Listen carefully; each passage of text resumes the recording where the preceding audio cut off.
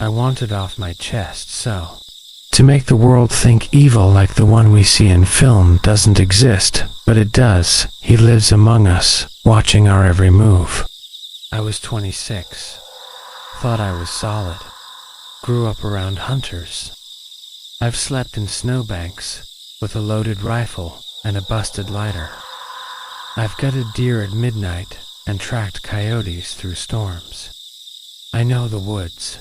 That summer, I took a seasonal gig as a camp counselor, one of those isolated backwoods jobs where you're babysitting more than anything. No cell signal, spotty radio. Just tall pines, shitty cabins, and half-broken equipment from the 80s. My dad said it'd be good for me. Said I reminded him of himself when he was younger. I didn't drink much back then. Smoked a little, sure. But mostly I just kept to myself, and the other staff let me. There were 8 of us. I remember them all. Andrew, Crunch, Victoria, Megan, Marcus, Samantha, Alex, and me. We were split across 2 bunks and rotated shifts, watching the kids. The first few nights, it was just regular shit. Campfires, horror stories, the smell of citronella, candles, and mildew. Someone kept leaving the pantry open, and raccoons got into the snacks. Someone else kept hearing footsteps outside their window. That's camp. Nothing felt wrong. Until it did. It started with the quiet. The kind of quiet that you don't notice right away. No crickets, no frogs, no branches moving, even when the wind should have been there. One night, I stepped outside the bunk and just stood there. It was like the whole forest was holding its breath. That's when I first heard it, that clicking sound. Metallic, slow, clack, clack, clack. Like someone walking through gravel with a broken leg, dragging chains. I swept the area with my flashlight, but it never showed. Just barely outside the light's edge. Every time. Andrew joked, it was the cabin ghost. He was the youngest of us, still had that reckless dumbass energy, trying to impress girls and crack jokes about skinwalkers. He went to check the generator by himself when the lights started flickering.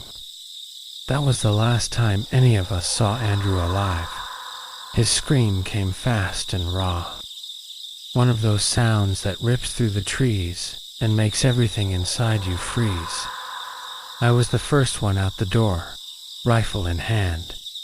Thought maybe he'd slipped or been bit, but when I found him, Jesus, he was on his back. Chest cavity torn open like a busted bag. I could see ribs. Glistening, red, wet. His mouth was still moving, but no sound came out. Something had crushed his throat, like it wanted him to choke on silence. He just loaded his shotgun and watched the trees. The next day, Crunch went missing. He went to piss. We told him not to go alone, but he waved it off. Said he had a machete. Big guy. Strong. Thought he was a coat like it had been stitched from something dead. Its face, or what I thought was a face, was the bottom half of someone else's jaw, stretched and dried like leather. Its eyes, they didn't blink, just sick yellow, like old urine in snow. It tilted its head, watching me. Not like a beast. Not like a man either. Just watching. Like it was deciding if I was next. I didn't shoot. I didn't move.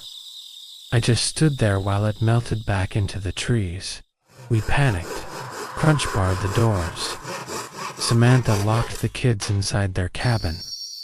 Victoria wouldn't stop shaking.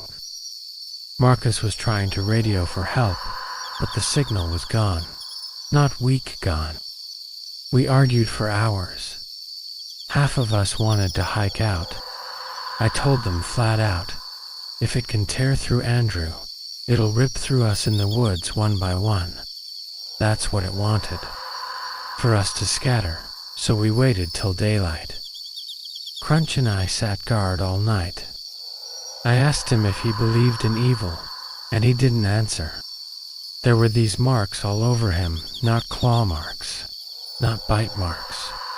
Human-like fingers had torn through him with rage, and behind him, just for a second, I saw it. Tall, filthy, We found him hanging from a meat hook under the canoe dock. I swear to God, a fucking hook buried through his jaw and out his mouth like a goddamn Halloween prop. But it wasn't that. It was the look on his face. His eyes were still open, and they looked like he'd seen something that broke his mind. Right before the light left him, Victoria started screaming and didn't stop for 5 full minutes. She clawed her own arms trying to wake up, like this was some nightmare. Marcus vomited. I had to pull Alex away from the dock. He just froze, staring at Crunch, whispering it's watching us. That was when I knew we weren't getting out by being careful. This thing, it didn't hunt like an animal. It waited. It watched. It chose. We made a plan to escape at dawn. Take only what we need. Move quiet. Stick together. But that night, the power went out. The lights. The backup generator. The emergency flashers. Everything. Darkness swallowed the camp. Like a black mouth. That was the worst night of my life. Victoria vanished from her bed. We found her blanket torn, smeared with blood, like she'd been dragged out. Not a single scream, not a struggle, just gone.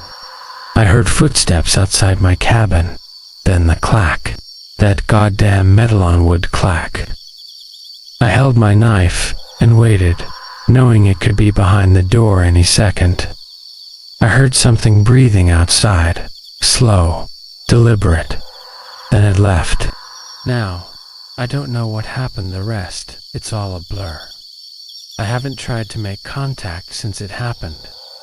I don't even remember leaving the camp. All I know is that I made it out after 2 days of running. My clothes torn, legs cut up, starving. I don't even remember how I found the road. I just remember waking up in the back of a sheriff's truck, his eyes wide like he'd seen a ghost. Maybe he had. I still dream about it. That sound, that face, those eyes. And I know I didn't escape it. I survived it. There's a difference. You ever feel watched in the woods, really watched you leave? You don't blink. You don't breathe heavy. You don't say its name, because it's still out there. And I think it remembers who I am.